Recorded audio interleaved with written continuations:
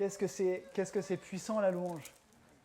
Je ne sais pas si on s'en rend bien compte, hein. On se dit « Oh, c'est super, la musique est bonne. » La présence de Dieu est là et c'est vraiment tellement important. Je vous en supplie au nom de Jésus.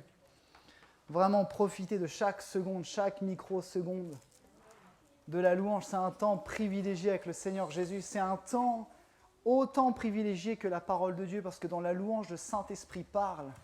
Le Saint-Esprit nous convainc de péché, de justice, de jugement. Il nous fait du bien. Le Saint-Esprit guérit aussi. Hein, mais vous le croyez? Je vous encourage vraiment. L'Église Vie et Foi, nous, on a normalement toutes les églises, mais l'Église Vie et Foi, on apporte une importance primordiale à la louange. Parce que c'est notre manière à nous d'exprimer notre amour pour Jésus. Amen. J'ai la charge ce matin d'apporter la parole de Dieu et sans plus tarder, je voudrais commencer. Donc soyez les bienvenus si vous venez pour la première fois ou si ça fait 50 ans que vous venez, soyez toujours autant les bienvenus. Est-ce qu'il y a des gens qui ça fait 50 ans qui viennent ce matin? Oui, c'est pas vrai. Toi, ça fait 50 semaines que tu viens. Gloire à Dieu, pareil, amen. Ou que ça fasse 50 secondes que vous veniez, gloire à Dieu quand même. Voilà, ce matin, sans plus tarder, je voudrais aborder le thème et ce matin, je voudrais parler de la tentation. Voilà. Et pourquoi j'ai eu à cœur de parler de ça, c'est parce que c'est quelque chose avec quoi nous luttons tous. C'est vrai ça?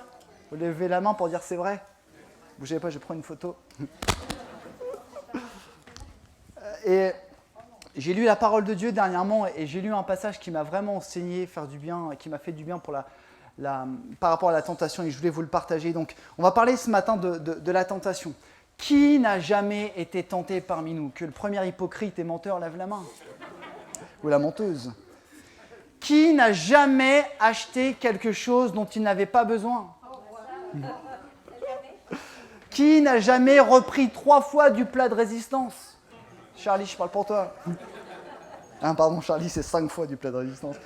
Qui n'a jamais fait quelque chose d'interdit? Prendre un sens interdit parce que j'étais à la bourre.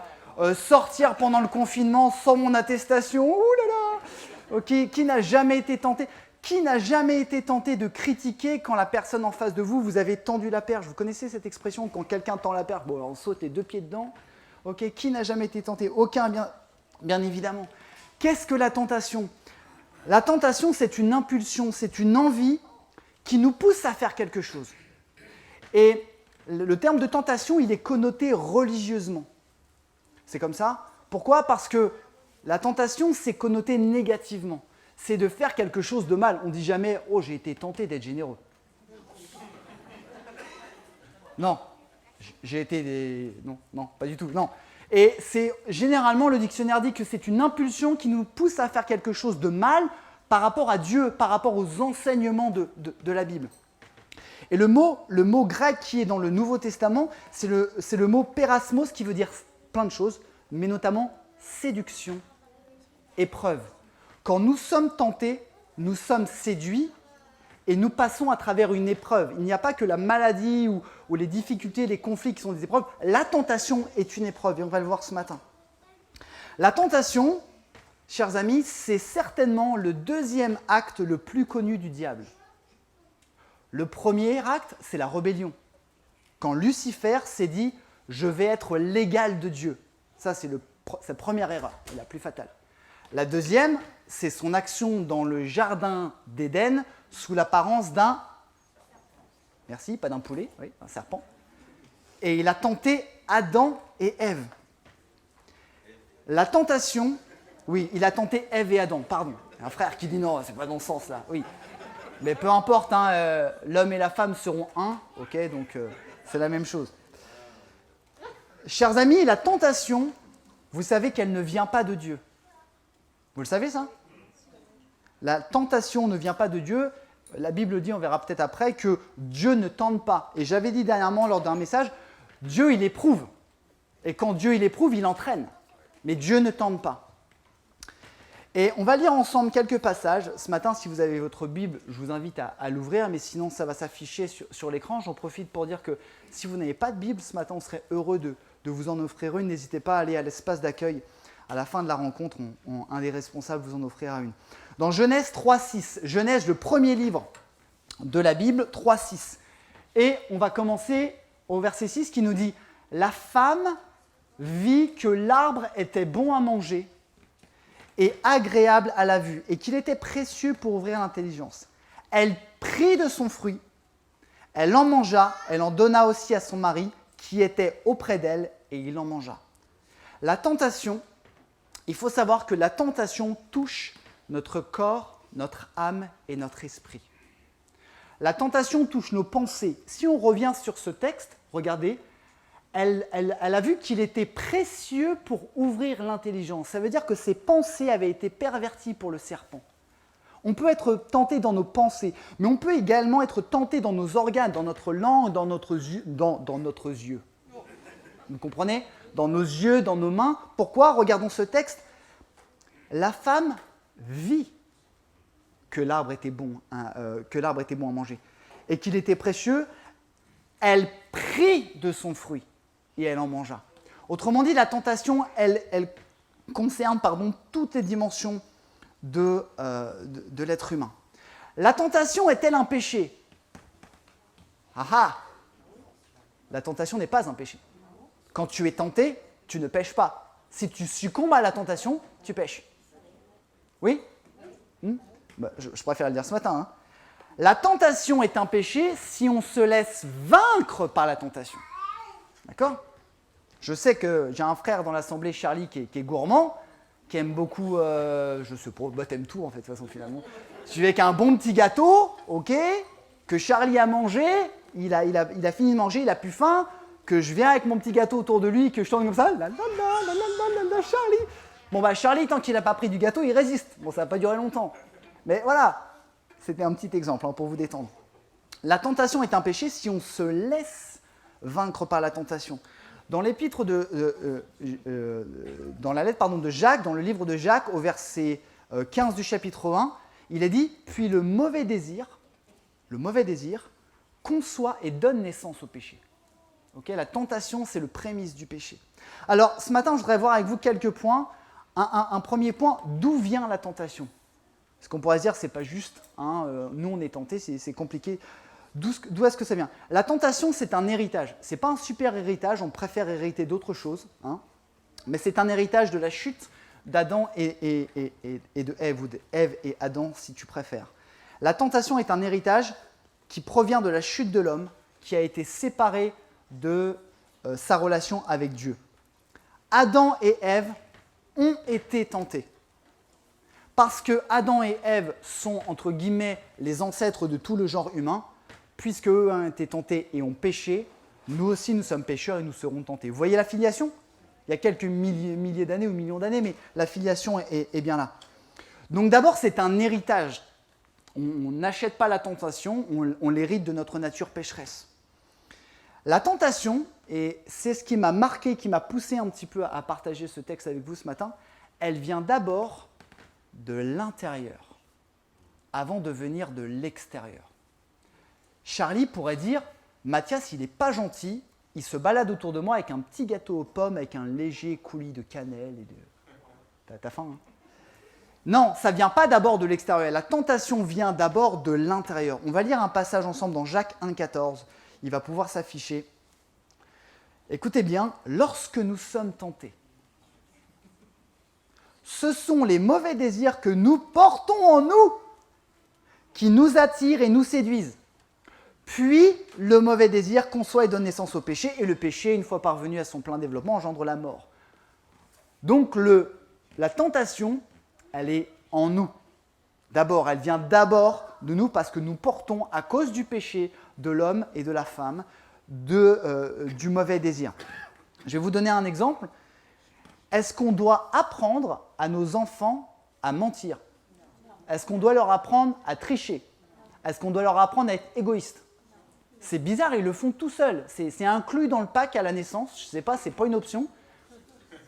Il y a un héritage. Alors qu'on essaye d'enseigner à nos enfants, on partage en ce moment. Ma petite fille Anna Raphaël, elle dit c'est moi, c'est à moi, c'est ma maman, c'est mon papa. Donc du coup, il chamaille un peu en ce moment. Mais c'est ancré, ça m'a marqué. Les mauvais désirs sont en nous. Même si nous sommes renouvelés par le Saint-Esprit, les mauvais désirs sont en nous. Je voudrais lire un deuxième passage qui retranscrit les paroles de Jésus dans Marc 7, 20, 22. Écoutez ce que dit Jésus. Et il ajouta, ce qui sort de l'homme, c'est cela qui le rend impur, car c'est du dedans, du cœur de l'homme que proviennent les mauvaises pensées, qui mènent à l'immoralité, au vol, au meurtre, à l'adultère, l'envie, la méchanceté, etc. La tentation, frères et sœurs, elle vient d'abord de l'intérieur, elle est d'abord en nous, avant d'être à l'extérieur. Bien évidemment, si elle vient de l'intérieur, elle vient également de... Merci. Vous êtes toujours avec moi ? Elle vient également de l'extérieur.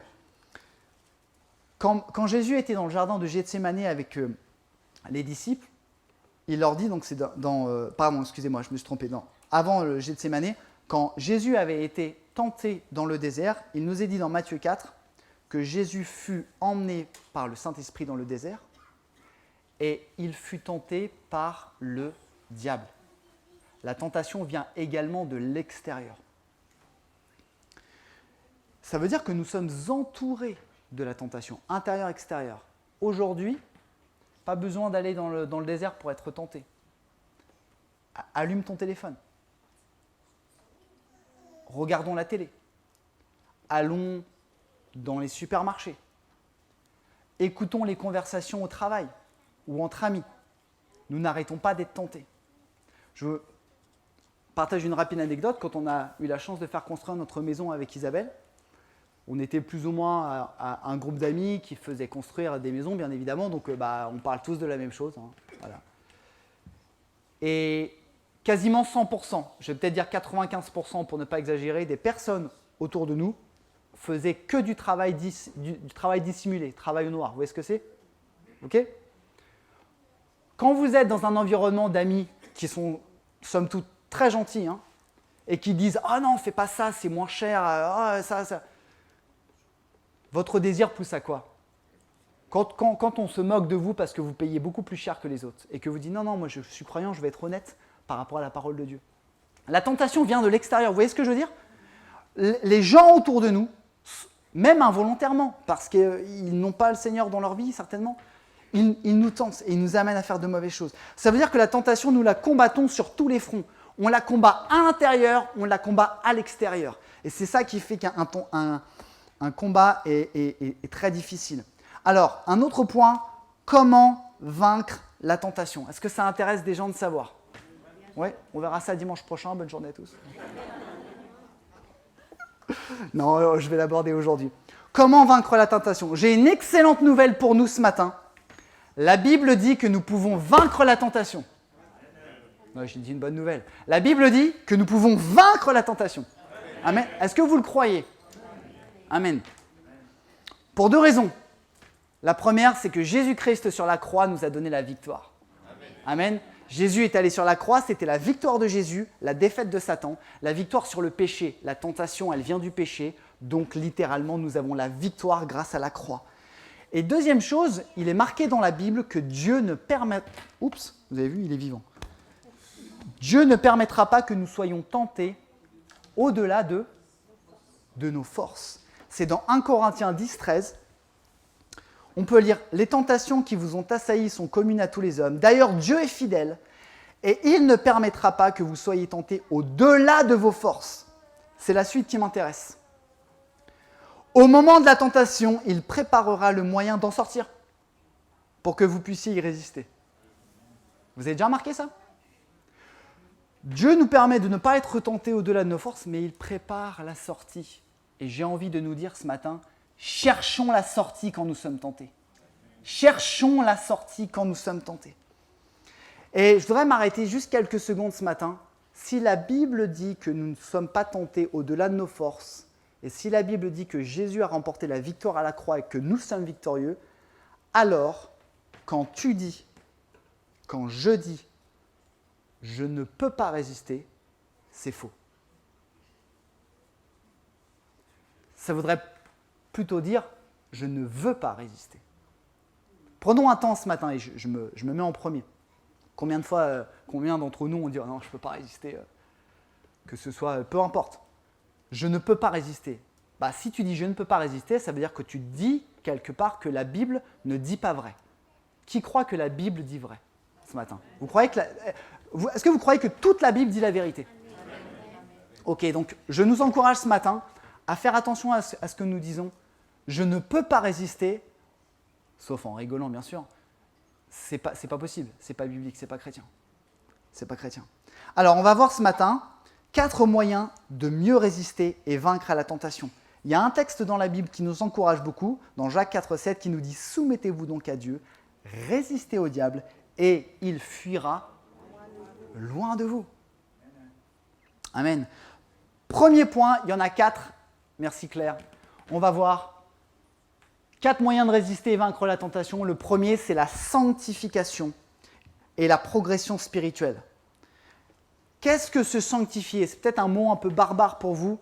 Se sanctifier, c'est quelque part se mettre à part pour Dieu afin de progresser dans la ressemblance à Jésus.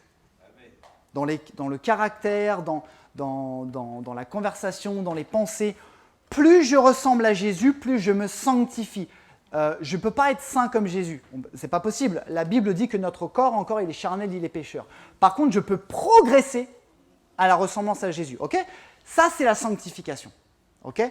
Donc, par la sanctification, je résiste à la tentation. Pourquoi? Parce que la sanctification me permet de dominer l'homme charnel. Elle me permet de dominer la femme charnelle. Enfin, la femme charnelle, pardon. Ok? Si je vide mon corps de quelque chose, il faut bien que je le remplisse d'autre chose. Si je vide mon corps du péché, il faut bien que je le remplisse par autre chose, non? Sinon, le péché va revenir. Vous connaissez, est-ce que vous avez autour de vous des gens qui ont arrêté de fumer et soudainement, ils ont pris 10 kilos? Bah, c'est un phénomène de compensation. Alors, après, moi, je crois au miracle, je crois que Dieu peut toucher, hein, mais beaucoup de personnes qui ont arrêté de fumer, ils avaient un manque. Ceux qui sont malins ont fait du sport, ceux qui l'étaient moins ont mangé. Bon, j'accuse personne. Hein. Mais c'est un phénomène de compensation. Et si jamais je veux abandonner le péché et la tentation un maximum, je dois me sanctifier et laisser l'Esprit de Dieu me remplir et me remplir et me remplir. Amen. C'est pour ça qu'ici, dans cette assemblée, en tous les cas, nous prêchons le Saint-Esprit et nous prêchons la prééminence du Saint-Esprit dans notre vie. Amen. Se sanctifier. Plus nous nous sanctifions, plus nous pourrons dominer la tentation. Écoutez bien ce texte, je vais vous le lire parce qu'il ne s'affiche pas, c'est 1 Thessaloniciens 4, 3, 5. Si certains prennent des notes, c'est 1 Thessaloniciens 4, 3, 5. Écoutez bien, c'est énorme. Ce que Dieu veut, c'est que vous meniez une vie sainte. Que vous vous absteniez de toute immoralité. Immoralité dans la Bible, c'est les relations sexuelles illicites, en dehors du mariage, du cadre créé par Dieu. C'est ça, l'immoralité. Que chacun de vous sache gagner une parfaite maîtrise de son corps pour vivre dans la sainteté et l'honneur sans se laisser dominer par les passions déréglées comme le font les païens qui ne connaissent pas Dieu. Si ça, ce n'est pas un texte qui nous dit qu'en se sanctifiant, en dominant notre corps par l'Esprit de Dieu, on ne résiste pas à la tentation, je ne comprends pas. Et d'ailleurs, Dieu l'a dit à Caïn. Vous connaissez l'histoire de Caïn et Abel? Oui? Qui a tué qui? Ah ben voilà, vous connaissez, et puis bon, c'est Caïn qui a tué Abel. Avec quoi il l'a tué? Une pierre, je crois. Bref, c'était pour voir si vous ne dormiez pas. Caïn est jaloux de son frère Abel. Il est tenté d'être jaloux, il est tenté de le tuer. Mais ce qu'on ne sait pas, ou peut-être que vous ne l'avez pas lu, c'est qu'avant que Caïn aille tuer son frère, Dieu s'adresse à Caïn. Et il lui dit certainement, si tu agis bien, tu relèveras ton visage, et si tu agis mal, le péché se couche à ta porte. Écoutez bien, et les désirs du péché se portent vers toi, mais toi, domine-le. Dieu dit à Caïn, domine le péché. C'est pas énorme ça? Si tu es rempli du Saint-Esprit, si tu es sanctifié, si tu te sanctifies, tu vas dominer tes pulsions charnelles, tes tentations. Mais pour ça, il faut être rempli quotidiennement. Deuxième point. Nous vaincrons et nous résisterons au péché si nous prions. Alors, pas prier le matin, le midi et le soir, prier pour les gens qui sont souffrants, c'est très bien. Moi, je parle de la prière spécifique. Nous devons prier déjà pour confesser à Dieu nos péchés, parce que si nous sommes tentés, bien souvent, nous cédons à la tentation, nous péchons, et on doit d'abord demander pardon au Seigneur, lui demander de nous pardonner, sachant qu'il l'a déjà fait, mais on doit lui demander de nous pardonner. Et on doit prier spécifiquement. Si vous avez une tentation dans votre vie, je vous encourage vraiment à demander au Seigneur, Seigneur, spécifiquement, je te prie, garde-moi de la tentation. Vous connaissez cette prière, notre Père qui est aux cieux? Voilà, à un moment donné, il y a un passage sur la tentation. Ne nous induis pas en tentation. Bon, les recherches théologiques ont vu que c'était une erreur de traduction. Ça veut dire, littéralement, garde-nous de céder à la tentation. D'accord? Parce que ne nous induis pas à la tentation, ça fait Dieu ne nous tente pas et Dieu ne tente pas. Okay? Garde-nous, Seigneur, de rentrer dans la tentation. Est-ce que nous prions, Seigneur, aide-moi à ne pas être tenté. Garde mes pensées. J'ai un problème avec l'alcool, j'ai un problème avec la cigarette, j'ai un problème avec la dépense, j'ai un problème avec la pornographie, j'ai un problème. Seigneur, je te l'abandonne. Garde-moi d'être tenté. Amen. Garde-moi, Seigneur. Et Jésus a dit et là je viens à Gethsémani, Jésus a dit à ses disciples qui étaient fatigués et qui étaient stressés, qui étaient angoissés dans le jardin de Gethsémani, quand Jésus les a retrouvés en train de dormir alors que Jésus priait de manière intense, il leur dit dans Luc 22, « Pourquoi dormez-vous? Debout et priez pour ne pas céder à la tentation. » Priez pour ne pas céder à la tentation. Priez pour ne pas céder à la tentation. Souvent nous sommes tentés, mais est-ce que nous prions? Alors, est-ce que nous prions? Et deuxième chose qui fait du mal à notre orgueil, priez le Seigneur et demandez à un frère ou une sœur chrétien de prier pour vous. Ça fait mal. Pourquoi? Parce que ça veut dire qu'on ouvre notre cœur, qu'on confesse notre péché, si on y arrive, et que je peux dire, peu importe, à Alexis, à Romain, je suis tenté dans tel domaine. Est-ce que tu peux prier pour moi? J'ai besoin de ton soutien.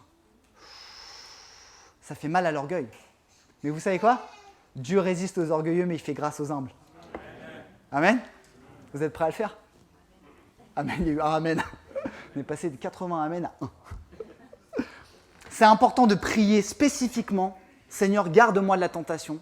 Même si vous n'êtes pas tenté, voilà. Et de demander à quelqu'un de prier pour nous. Troisième, la sagesse. Nous devons avoir de la sagesse pour ne pas être tenté. Vous savez quoi? Je crois que des fois, on se met tout seul en difficulté. Certains sont d'accord avec moi là? C'est un peu bête, hein. On se met en difficulté. On se met dans des situations. On se met dans des situations où on ne peut pas. Je vous donne un exemple, c'est un peu rigolo. Hier, on avait des invités à la maison et on avait tout préparé, et les biscuits apéritifs et tout ça. Et mon fils Zachary, malencontreusement, passe devant les chips. Et tout d'un coup, il se tourne. Il commence à loucher sur les chips comme le singe dans Aladdin bigle sur le joyau. Et là, il me dit, est-ce que je peux en prendre une? Alors moi, en tant que père bienveillant, je lui dis non, bien sûr. Puis après, je lui dis, vas-y, t'en prends une. Et vous savez ce qu'il fait après? Il mange sa chips, puis il se met devant les biscuits apéro, puis il reste comme ça. T'as pas envie d'aller jouer au Lego ou t'as pas envie d'aller jouer... Il reste comme ça. Est-ce que vous pensez que c'est bien pour lui de rester devant quelque chose qu'il tente? Et c'est la même chose, on en rigole parce que c'est un enfant. Mais est-ce que nous, dans notre vie, on ne fait pas ça des fois? Est-ce que des fois, on ne se met pas dans des situations, soit quand tu es seul, soit quand tu es entouré de certaines personnes, est-ce qu'on ne se met pas nous-mêmes en tentation?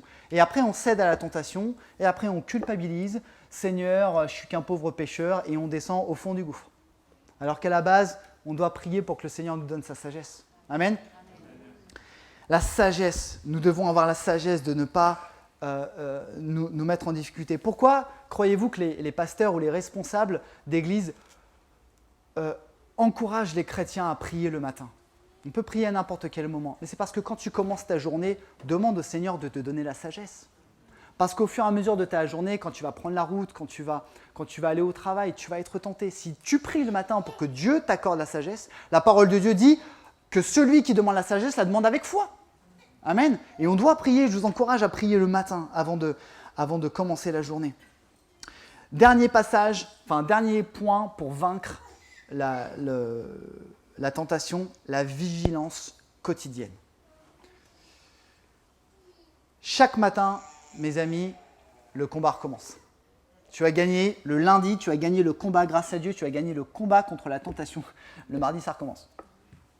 Tu as perdu le mardi, tu reprends le mercredi, tu gagnes. Jeudi, ça recommence. Et vous savez quoi ? Tout au long de notre vie, ça continuera. Tout au long de notre vie. Pourquoi ? L'apôtre Paul le dit, notre corps reste charnel et pécheur. Vous allez dire, il y a un paradoxe. On se sanctifie, mais notre corps est pécheur. Oui, parce que tant que nous sommes sur terre, nous ne serons pas parfaits. Je suis désolé si des personnes ce matin se sentaient parfaites, je suis désolé, je dois vous dire que ce n'est pas la réalité. Je suis désolé. Ce n'est pas moi qui le dis, c'est la parole de Dieu. Nous devons être vigilants chaque matin. Vous connaissez ce passage que celui qui se croit être debout ne prenne garde de... Bah ouais.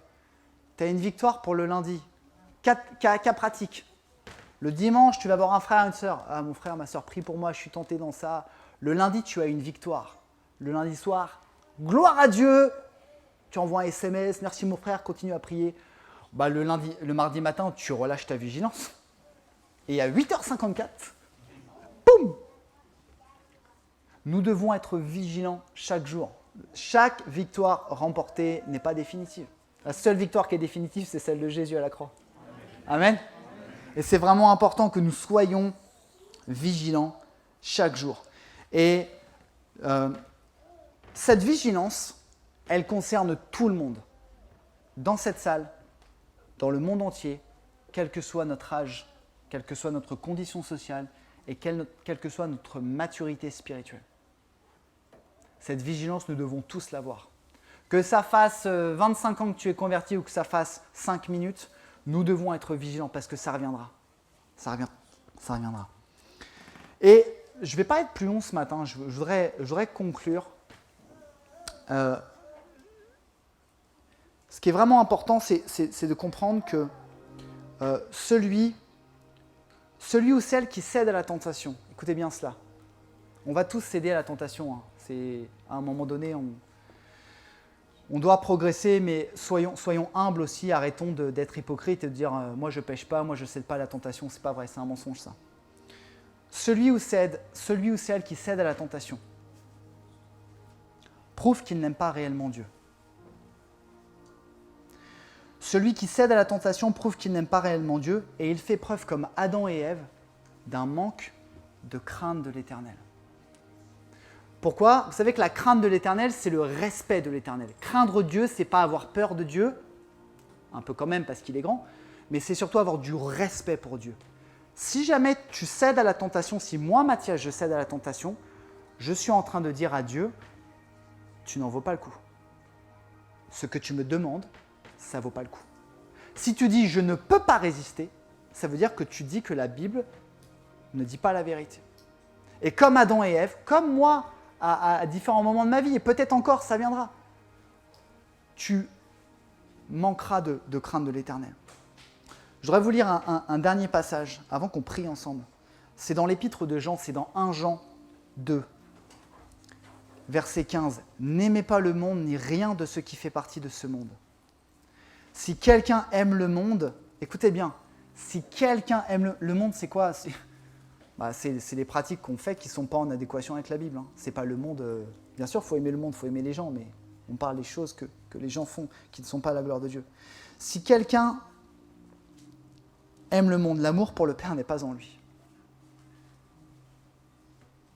Si quelqu'un aime le monde, l'amour pour le Père n'est pas en lui.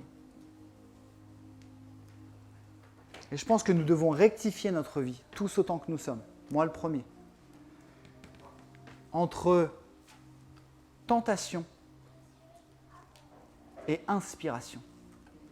Je le disais tout à l'heure, on ne dit pas « je suis tenté à être généreux ». Par contre, je suis inspiré par l'Esprit de Dieu à être généreux. Je suis tenté de critiquer mon ennemi, mais je suis inspiré par l'Éternel de prier pour mon ennemi. Vous voyez ce que je veux dire ? Je suis tenté de me taire devant des gens qui blasphèment le nom de Dieu ou qui parlent de la vie parce que j'ai peur d'être critiqué. mais je suis inspiré et rempli par la puissance de l'Esprit de dire que je n'ai pas honte de dire que je crois en Jésus. Et je pense que tous en tant que nous sommes, nous devons rééquilibrer un peu, être beaucoup moins tentés et être beaucoup plus inspirés. Amen. Est-ce qu'on peut prier ensemble? Voilà, avec ce fond de louange, est-ce qu'on peut se mettre vraiment devant le Seigneur?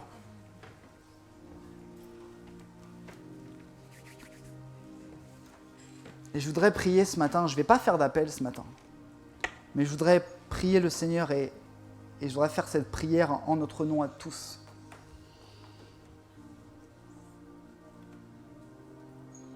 Seigneur Dieu de gloire, Seigneur Père éternel, tous ensemble nous voulons te demander pardon.